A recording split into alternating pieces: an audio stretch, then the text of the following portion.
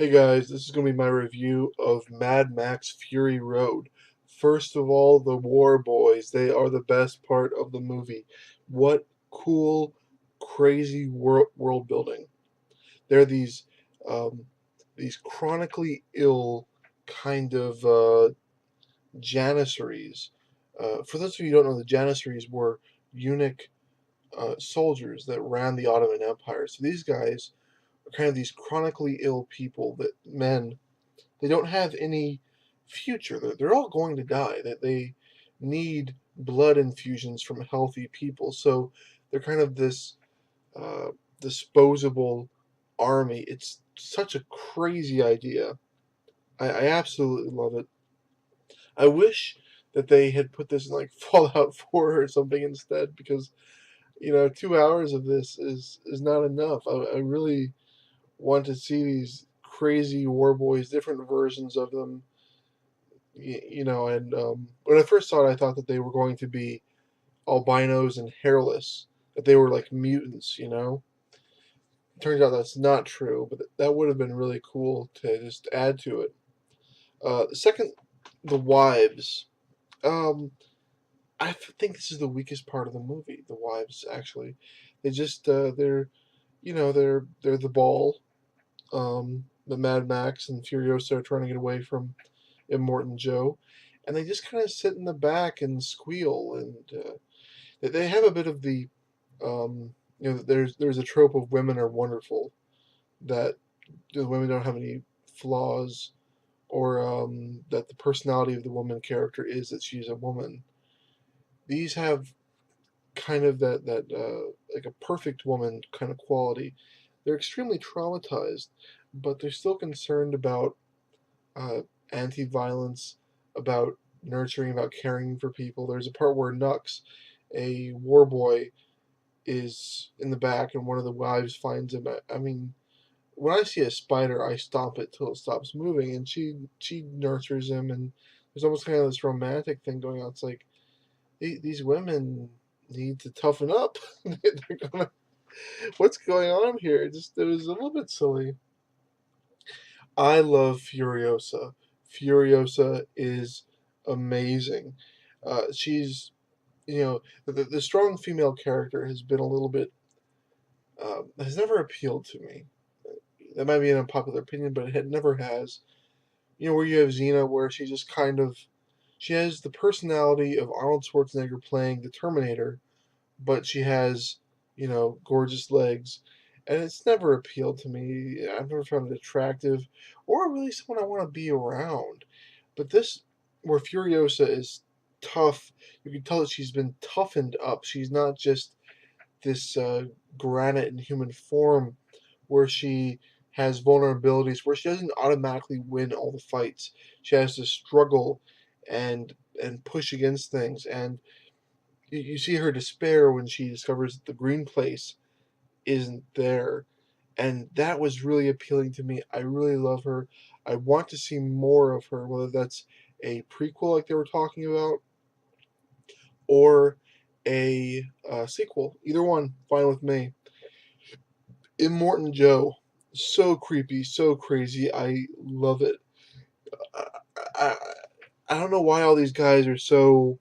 Now there's Immortan Joe, there's the Bullet Farmer, and then there's the People Eater, and these are the three kind of kings of the wasteland. I guess they each control a city or an outpost, a community, and they have a symbiotic relationship where they trade oil, water, and bullets with each other. And I love how they're all kind of mutated and gross and nasty, and they're all cancerous. It's so weird and gross. I love it. I love how sinister they are, and how they actually give them a little bit of depth. The Bullet Farmer was very, very aggressive, and the People Eater, he just wanted to get back to his to the oil town. He was the oil driller, and he thought this thing was a whole big waste of time and resources and money, and was trying to calculate the cost the whole time. And I thought that was very clever. And he was super weird. He had nipple clamps on, and just so weird. I love the weirdness. It's like every shot there's a little bit of a freak show element that and you need to find the freak show element. The old women, they find these old women in the desert when they get to the green place, and what they've done is they have one of the younger, more attractive member of this group sits in a tower, and she is naked, and she begs for help. And anyone that comes and helps her, they kill her. They kill that group and take their stuff. And it was just kind of silly. I mean, these old women are they're so old that it's difficult to believe that they can actually uh, shoot accurately. Their hands would shake.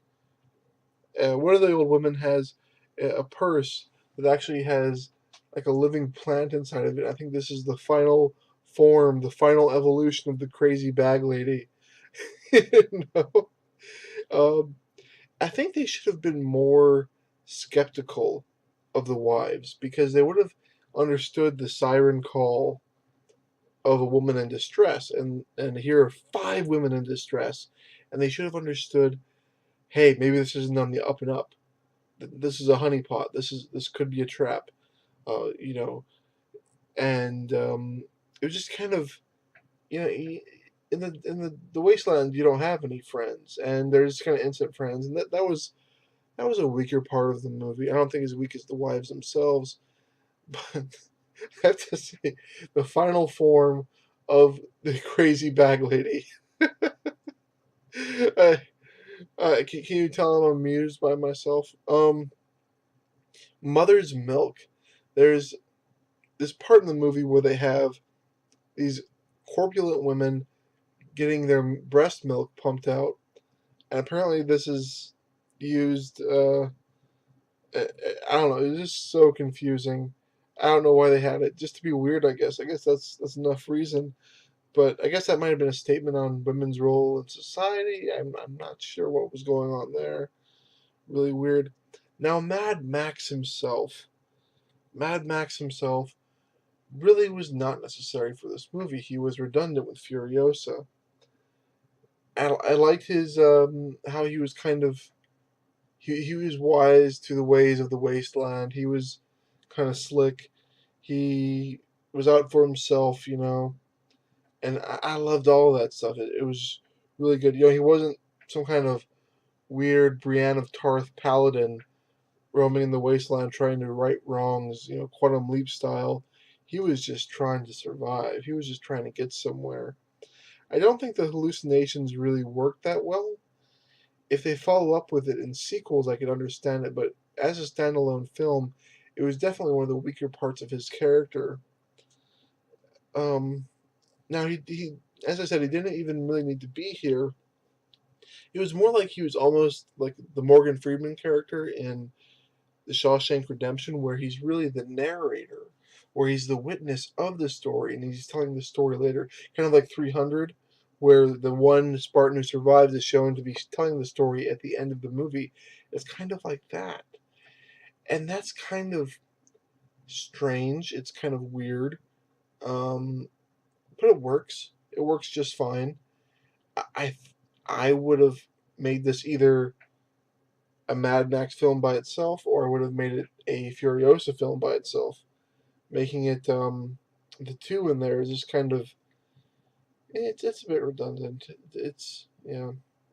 Now there's been this men's rights feminist kind of controversy surrounding this film. I just want to talk about that briefly. I researched it, and the guy who said that he wasn't going to watch it is not a men's rights activist. He's just like some kind of guy, and he's not even the big one. He's a big, internet guy. He just has like each of his videos on YouTube has like 1,000 views. It's really weird. This got blown out of proportion, and also he didn't call for a boycott. He just said he wasn't going to watch it. So it just really, I think, some feminists really viewed this through their own lens in that way that they thought, I'm not going to watch it equals boycott, and anti-feminist doesn't like this because feminism equals men's rights. And that's just kind of a funny anecdote about the film. Doesn't have any feminist leanings. Yes, it has some, but really, this is a very traditionalist film. There's nothing in here that's going to give you a radical view of gender. It it really doesn't. You can also find men's rights things in here, which is interesting. Um, the, the only really feminist thing is Furiosa being added. The creator of this film said that he wanted to do this thing where these women are being saved by someone, but it can't be a man because that's the damsel thing, so it has to be a woman. And so that's kind of a weaker part of the film. It's just kind of injecting this character for ideological reasons rather than the plot being necessary. Uh, but that's about it. Really great film, and of course, the guy with the flamethrower, is absolutely amazing. This film is amazing. I hope you can hear the excitement in my voice. I want to see more of these. They're talking about making more of these, and that's all I'm going to say about it. Thanks, guys.